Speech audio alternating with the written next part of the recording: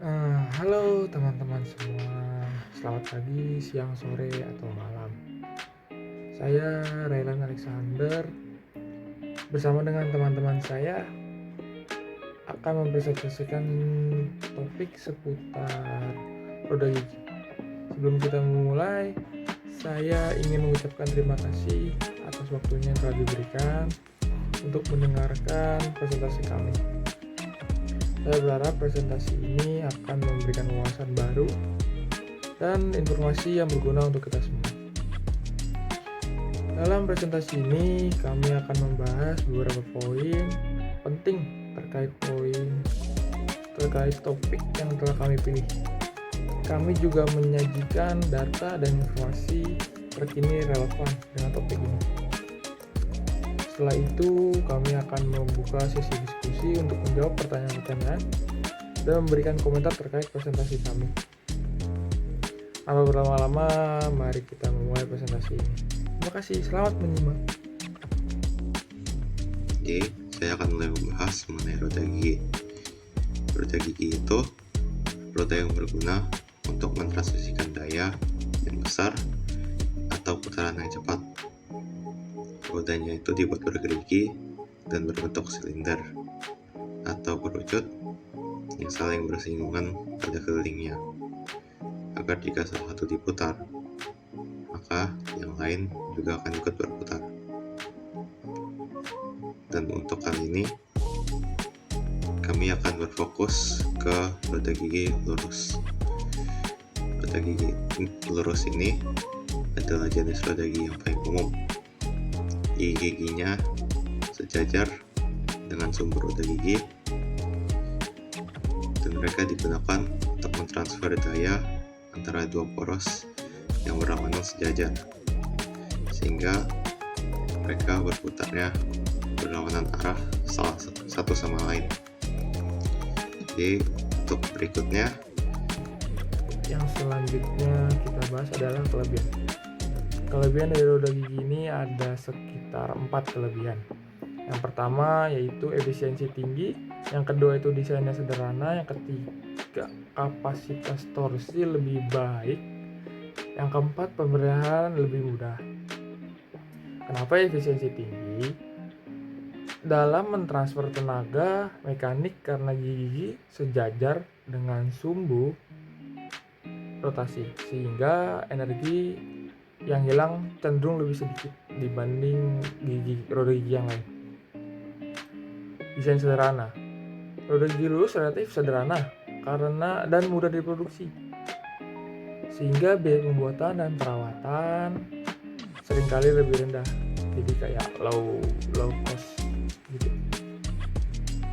Torsi, kapasitas torsi yang baik.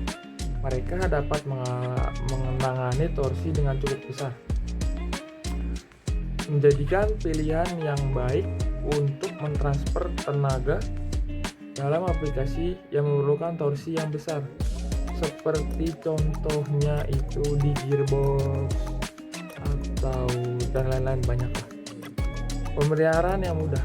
Perawatan roda gigi coklat harus umumnya cukup lebih sederhana, dan penggantian gigi yang aus seringkali dapat dilakukan dengan relatif mudah karena dia pemasangannya itu lurus dengan lurus, jadi ya lebih mudah dibanding roda gigi yang cacing, roda gigi yang miring.